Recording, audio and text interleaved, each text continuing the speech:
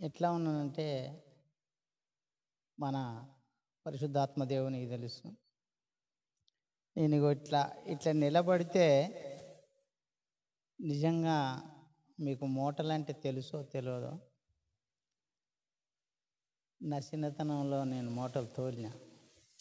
అలాగనే ఎద్దు వెనక్కి మూట తీసేటట్టుగానే ఆ రీతిగానే నేను వెనకకు నడుస్తాను కానీ ముందుకు అడుగేయలేకపోతాను. ఏంది ప్రభువా మరి నాకు ఈ విధంగా ఉన్నది ఎందుకు అని చెప్పాను అన్నప్పుడు దేవుడు ఒక మాట చెప్పిండు. ఏమన్నాడంటే, ఎవరేం చేసినప్పటికీ, ఎవరెలా ఉన్నప్పటికీ ఒకటే మాట మీ పాస్టర్ గారు చెప్పిండు కదా, యేసు రక్తం జయమనే మాట.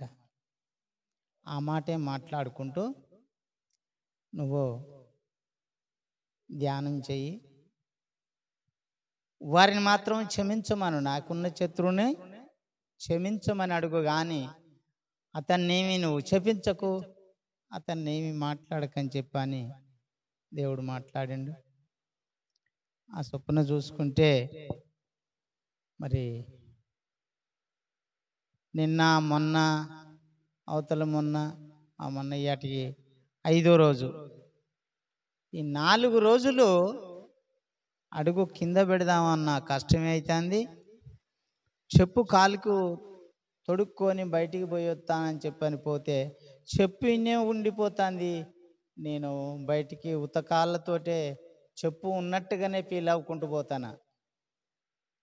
ఆ రీతిగా ఇప్పటిదాకా పోయి నడిపించిన దేవదేవునికి వందనాలు స్తోత్రాలు చెల్లిస్తానా. మరి దేవుడు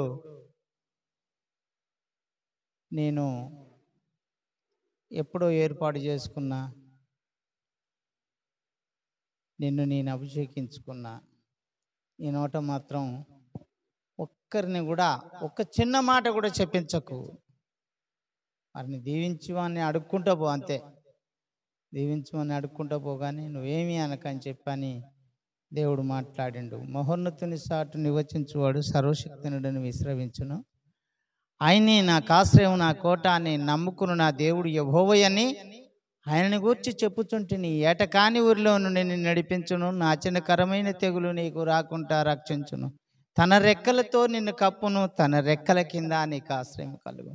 తన సత్యము కేడము డాలునైనది. రాత్రి వేళ కలుగు భయంకైనను, పగటి వేళ ఎగురు బాణముకైనను, మధ్యాహ్నమందు పాడు చేయి రోగంకైనను, చీకటిలో సంచరించే తెగులుకైనా నీవు భయపడకుందువు. నీ పక్కల 1000 మంది పడినా, నీ కుడి పక్కలో 10,000 మంది కూలినా అపాయము నీ యొద్దకు రాదు.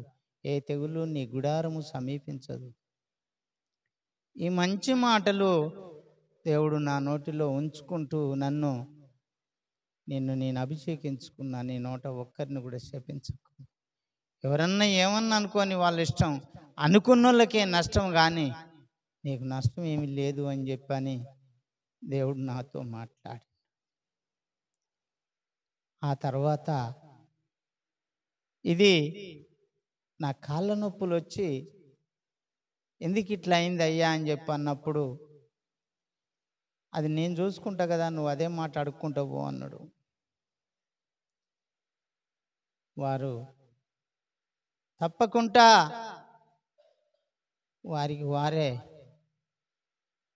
నా ముందుకు వచ్చి కనబడి నన్ను ఒక మాట అని వెళ్ళిపోయారు. వాళ్ళే ఈ కాళ్ళ నొప్పులు ఇచ్చేసిండ్రు అని చెప్పని దేవుడు మాట్లాడిండు. మరి ఎట్లా ఏంది అని చెప్పంటే, నువ్వు అదే క్షమాపణ అడుక్కుంటూ పో, నీకేమి ఇబ్బంది కాదని చెప్పని దేవుడు మాట్లాడిండు. 91వ కీర్తనలో ఈ చక్కటి మాటలు నాతో మాట్లాడి దేవుడు, బలా నమ్మకమైన నా దాసుడా, నేను నిన్ను అభిషేకించుకున్నా. నిన్నెవరేమన్నా ఏం చేసినా వారిని తిరుగు మాట మాట్లాడకు. వారు నష్టపోతారు కానీ నిన్నన్నోళ్ళు లాభం పొందుకోరు అని చెప్పని ఎప్పుడైతే నా తండ్రి మాట్లాడిండో అప్పటి నుండి ఇప్పటి వరకు నేను అలాగనే తన మాట చొప్పున జీవించుకుంటూ ఎవరన్నా వాళ్ళని క్షమించు ప్రభు అనుకుంటూ వస్తూ ఉన్నా. ఇవాళ కొంచెం లేచి కాలు అటు ఇటు కదిలేయాలంటే ఇటు వెనకకే పోతుంది, కానీ ముందుకు రావటానికి వీలు పడదు. కనుక దయతో నా కోసం ప్రార్థన చేయండి, నా కుటుంబం కోసం. మరి మా చిన్న కోడలు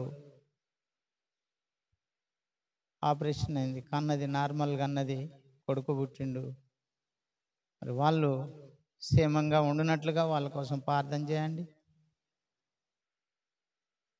నా కోసం కూడా మీరు ప్రార్థన చేయమని చిన్న సాక్ష్యాన్ని ముగిస్తాను. ఆమేన్. పరిశుద్ధుడా, ప్రేమగల తండ్రి, ఆశ్చర్యకరుడా, నీకు స్తోత్రము. అయ్యా, నువ్వు చేసిన మేలును దేన్ని కూడా మరవలేను, నువ్వు చెప్పిన మాటలు కూడా దేన్ని మరవలేను తండ్రి. అందుకు నీకు వందనాలు, స్తోత్రాలు చెల్లిస్తాను. అయ్యా, బలా నమ్మకమైన నా దాసుడా, నీ కావలు నేను మెచ్చి తిని అని చెప్పి నీ వాక్యం తెలియపరిచినటువంటి గొప్ప దేవుడా, నీకు వందనాలు, స్తోత్రాలు చెల్లిస్తాను. అయ్యా, నువ్వు నీతిమంతుడు, నిన్న నేడు ఏకరీతిగా ఉన్న దేవుడు. అందుకు నాయనా నీకు వందనాలు, స్తోత్రాలు చెల్లిస్తూ ఈ కొద్ది ప్రార్థన మీదకు చేర్చుకొని మీ నామానికే మహిమ తెచ్చుకోమని, ఘనత మహిమ ప్రభావాలు మీరు పొందమని యేసుక్రీస్తు ద్వారా అడిగి వేడుకొని ప్రార్థన చేస్తున్న పరమ తండ్రి. ఆమేన్.